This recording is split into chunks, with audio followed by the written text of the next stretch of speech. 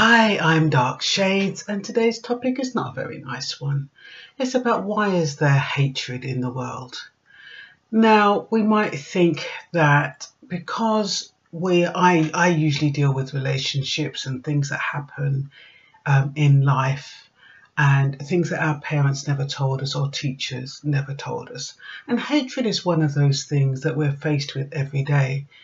More recently with what's going on in America in Charlottesville, more recently with people throwing acid in people's faces and, people killing each other. And we have to wonder, why is there so much hatred? Sometimes we think it's the media, sometimes we think it's the way people have been brought up, but we're all responsible for our thoughts and how we feel about other people. And when you think that other people are not responsible for how you feel, you should be able to have a different take on it. But a lot of people don't. They kind of blame others for their situations, whether or not it's because they don't have a job, whether they've just lost their house, whether they have a gambling problem, whether they have an addiction. It's always somebody else's fault. They're not facing it themselves. So when they're in a relationship, the same thing happens. That hatred extends onto the family, onto people outside. They go out, they get drunk, and they take it out on people around them, people who've got nothing to do with anything. And we have to ask ourselves, why does that happen? I mean, I really find it difficult to explain, to show hatred to somebody who hasn't done me anything. And, when people just go randomly killing people, I heard that with the carnival, there are plans to hurt people deliberately, innocent bystanders.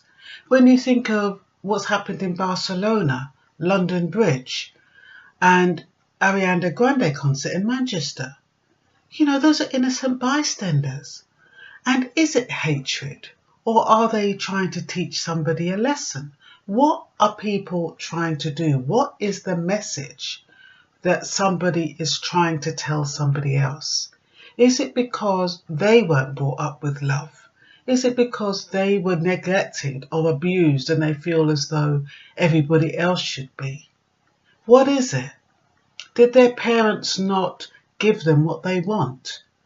Or did they grow up in a culture where they felt they deserved everything they wanted?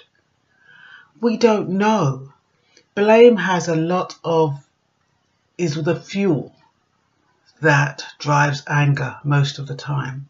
And anger is what causes hatred and resentment and all of those other things. And it all stems from fear. Fear that somebody else can either do something to you, fear that somebody can control you, fear that somebody can hurt you. Whether or not it's true, that is the perpetrator's perception of why they behave in the way they do. You get some people, they'll pass you and they'll say, oh, you're stupid. One person might respond, who the hell do you think you're talking to? You're talking about yourself. Another person might just turn around and thump the person in the face because that person's triggered something way back in that individual's past that makes them feel as though that person is reinforcing their inner fears and insecurities. A lot of people who are filled with hatred are insecure. A lot of people who are filled with hatred need to get into groups, and it's a form of cowardice. They need groups in order to mete out the hatred that they want to mete out. So they get together all these like-minded people to go and do something that they haven't got the guts to do themselves. Or they need that reinforcement or that their endorsement that how they think is correct. But it's not correct. To hurt another human being is not correct. Sometimes if you hurt somebody in self-defense, that's different. That's an emotion, that's a reaction, that is survival. But to just go out and hurt random people who have got nothing to do with your life, who are not responsible for what's happened to you in your life growing up, is not rational. It's not logical. And it might be logical to the individual, as far as they're concerned. I don't care who did this to me, somebody's going to pay for it. And that's sometimes the attitude. And so we have to look within ourselves if we have any hatred or anger or resentment building up because of what somebody did to us a long, long time ago. Examine it, self-reflect. When you have those feelings of anger or resentment, just as you're feeling it, write it down, so you can process it and see where it's coming from, so it doesn't come out in another form and be transferred onto somebody, some innocent bystander. We don't want that. The world is getting chaotic at the moment. We've got two competing megalomaniacs governing, the world, countries.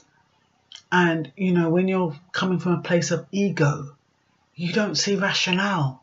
All you see about, I've got to prove this. I've got to prove I'm the greatest. I've got to prove I'm the best. Who are you proving it to? Because if you're trying to prove it to yourself, it will never be proved. Because you have to be satisfied within yourself that you're okay, that you're perfect the way you are. You don't need to prove it to anybody else. So a lot of this hatred comes from self-denial and not self-acceptance. You need to accept that you are who you believe you are, which is a great human being. Well, a lot of people don't believe that, but that's the place you need to be in order to make a difference and in order to reduce the hatred. Just try to imagine if you've got a loving family, or if there's anybody you love, even if it's a dog, even if it's a cat, even if it's a monkey, regardless of what it is, find something you love and think to yourself, well, how would I feel if something happened to that? Maybe that's what's happened. Maybe somebody's taken away something that you love, and that is why you are the person you are today. But it's not going to bring that person back, and it's not going to resolve issues.